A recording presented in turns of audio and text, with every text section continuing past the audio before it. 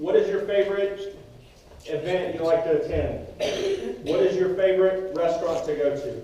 Favorite TV show? Favorite kid? Perhaps? Favorite holiday? Favorite vacation spot? Some people go to the same vacation spot each and every year. I can never do that. I like to see different things. But for some it works. And all Christians have a favorite Bible verse. So this morning I'm going to share with you my favorite Bible verse, and if you didn't catch on from the slide, it is Matthew 28, verses 18 through 20. And they read, "Then Jesus came to them and said, 'All authority in heaven and on earth has been given to me.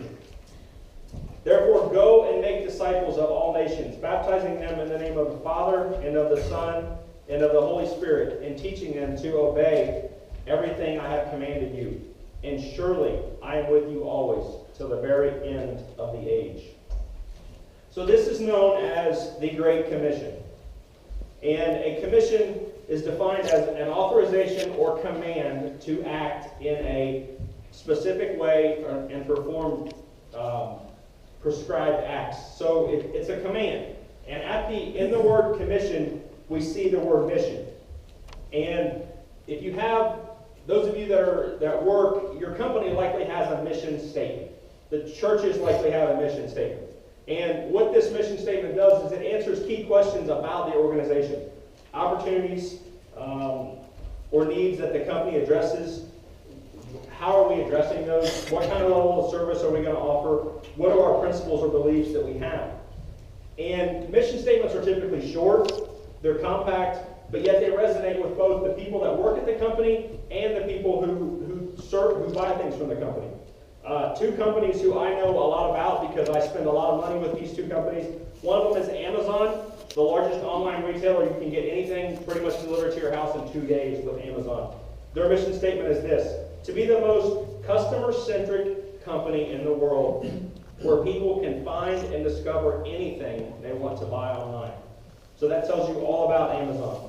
The other company is Starbucks. To inspire and nurture the human spirit, one person, one cup, and one neighborhood at a time. So these mission statements are imperative for any organization.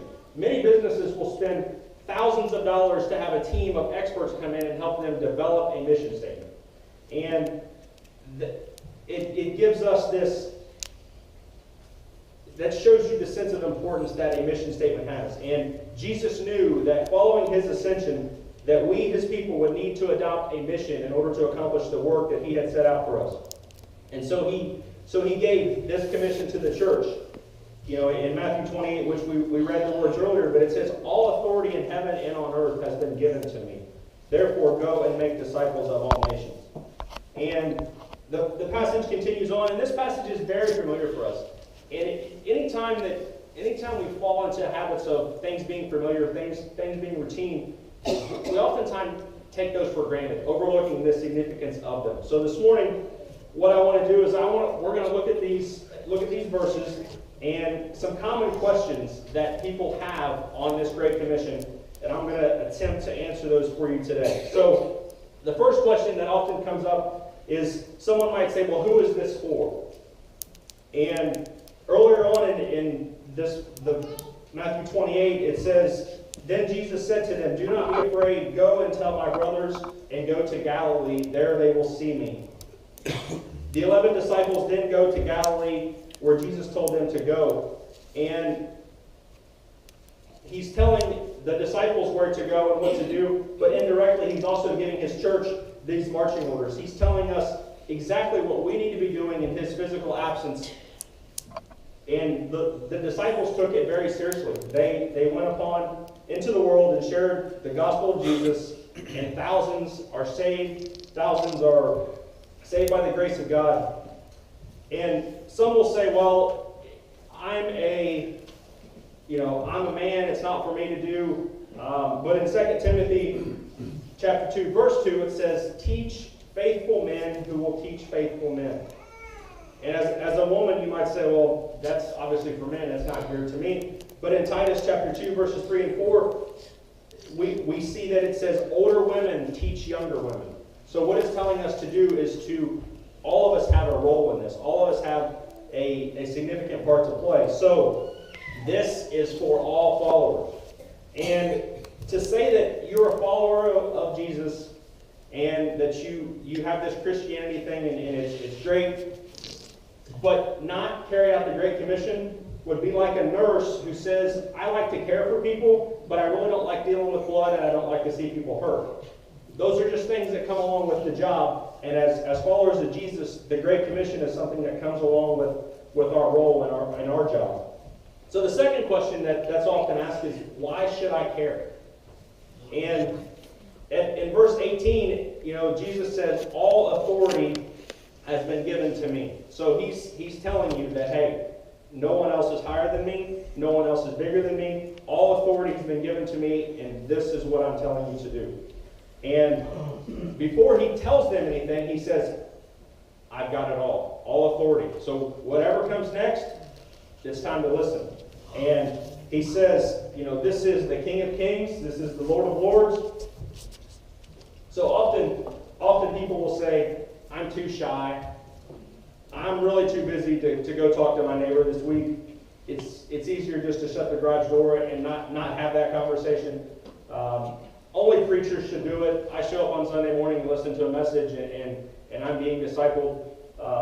But he has given us this command, this authority. He has the authority, and additionally, what Jesus is doing is he is putting his full support behind his particular mission. He's saying that any church that completely aligns itself with my mission and doing what Jesus is about is honoring my authority. And each of you in this room, here's the key. Each of you in this room that have put your faith and trust in Jesus is here because someone took this seriously. And aren't you glad that they decided to do so? So, hopefully that convinces you to want to do it. The next question is, how do I do it? And he gives us 3 things to do. It says go, baptize, and teach. And go doesn't mean we need to go overseas and serve on a mission trip. Go doesn't mean we need to go to downtown Cincinnati and serve the homeless people. Go doesn't mean we need to leave Morris Hill, or we need to leave Milan, or we need to leave southeastern Indiana. What go means is, as I'm going to the grocery store, as I'm dealing with my kid's coach, as I'm dealing with my kid's teachers, as I'm dealing with my mother-in-law, wherever you're at, go, teach, carry out the Great Commission. And so, where has God put you? The circle of friends that you have around you. You guys, each person in this room has access to people that no one else in this room has access to. I work with people every day that none of you know. And your stories are the exact same way. I don't have the same neighbors as you. I don't have the same family members as you. So if we all start taking this seriously and go to that circle of friends, and then they go to their circle of friends, these numbers multiply like crazy. And it's key to what we're told to do. The second part of this says baptize. And, baptism is this outward expression of this inner decision that you have made. It starts with obedience. But before that happens, before we can get someone to have that commitment, to have that level of decision, we have to tell them that salvation can be found in no one else. We have to be willing to share the story. And so I would ask you this morning, when is the last time that you shared it? It's sad to say, but there are Christians who have been Christians their whole entire life who have never shared the gospel of Jesus. Who have never told someone, hey, salvation is available and it can be found here. So, teach, the next portion. So, teaching is simple, providing instruction. But, as I've said before, it's not always, kids catch, it's caught more than it's taught. So they catch what you're doing. They see what you're doing. And when I spoke last time, I gave several examples of this, but this is so important that in obedience, by us being obedient, our kids, the younger generation see us being obedient, and they're catching what we're doing. They're seeing what we're doing. You don't even have to talk to them. just act. Tell them, hey, it would be nice if you would do this. It would be nice if you would do this. As Christians, we're going to do this tonight instead of going here. We're going to buy that person a meal. And they're going to see these things. And, so don't be, oftentimes, especially younger kids, young adults will say, I don't know enough. I don't know the Bible inside and out. Well, guess what? I don't know the Bible inside and out either. And that's never stopped me from saying, hey, this is my story. This is what God has done to me. And through my life, these are the mistakes that I made. This is where he brought me back from. This is what he's done in my life now, and this is where he's put me. So we each have a story that we can share. You don't have to open the Bible and beat them with the Bible, because quite honestly, that's very intimidating. No one wants you to come to them and start pointing out scriptures. But they want to know that you care, and then they want to know what you know. And if God has redeemed someone like me, God can redeem someone like you. That's the story. That's the message that they need to hear from you. So you don't need to have Bible verses memorized. You don't need to know the Lord's Prayer and all these different things. And the key thing is that as when you're a teacher, when you're a minister, when you're serving in ministry, you get empty sometimes. Like you're always pouring into others, so no one is pouring into you because you spend all of your time pouring into other people. So my challenge is that we each take time, if that's a role that you're in the church or in the community, that you take time to find a way to be fed yourself, to be spiritually filled up yourself. And I am so excited that starting in the month of September, one Sunday a month is all that any volunteer is going to be volunteering in children's ministry and Thrive. So 3 Sundays out of the month, those people are going to be out here. So you're going to start seeing more of Jared, you're going to start seeing more of Linda, and then you're not going to see some people because they're going to be back there helping out. And the key is that Jared and Linda are going to be fed by Tito instead of always pouring into our children. And we find ways. Jared fills in for me so that I can be fed, and a variety of things. So it's key that we empty ourselves in others, and that's great, but you guys have got to be filled up also. So find time to get in the Word, find time to read. The last question that we're going to answer this morning is what if I'm scared? And the last part of verse 20 tells you, if you're scared, it says, and teaching them to obey everything I have commanded you, and surely I am with you always till the very end of the age. So if you're scared, he's with you.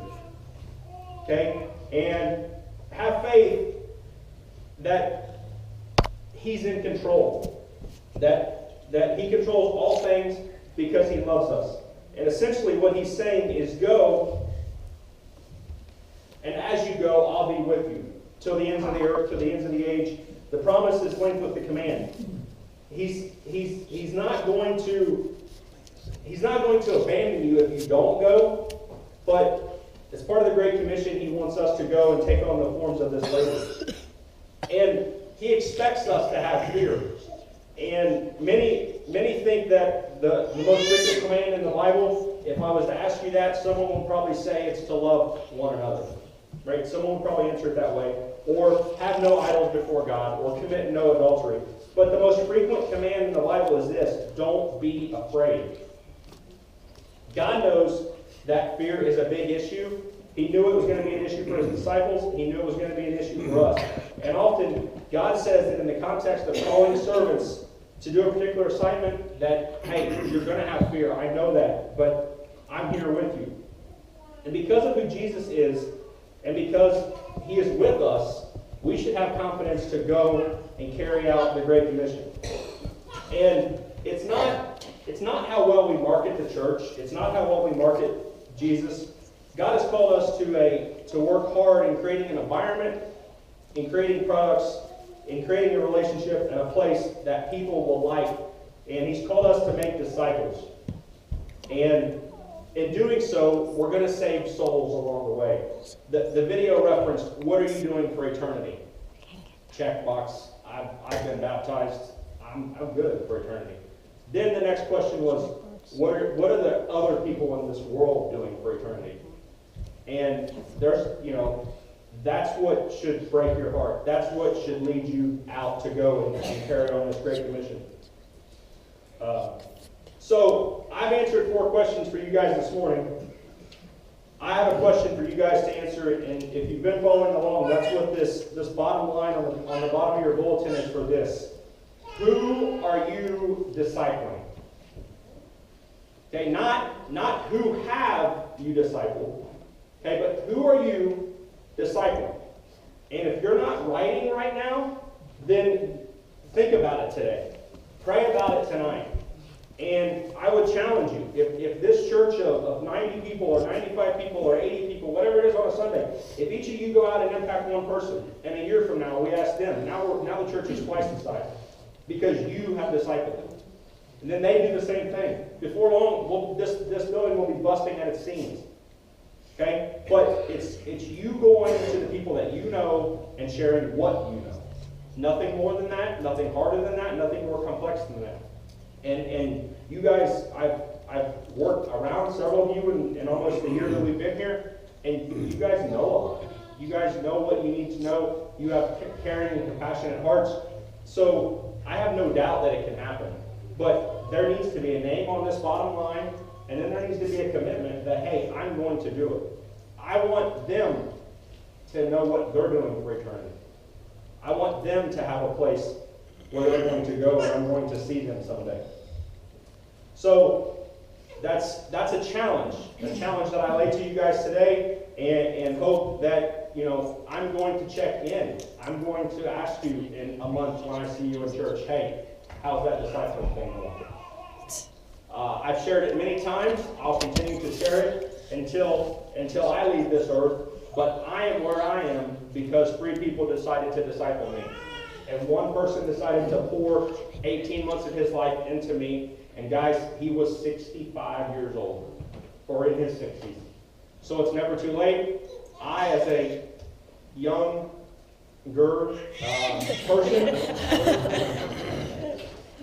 I, as a young adult at the time, embraced it. I loved having someone who had so much knowledge willing to share with me. And I've shared it before, but we met every morning at McDonald's when we met, so that made it better. It's not large, it's not hard, but just give someone an hour of your time each week. If that's too hard, every other week perhaps. But just make it something, make it a routine, and do it, because that's ultimately how we're going to carry out this Great Commission.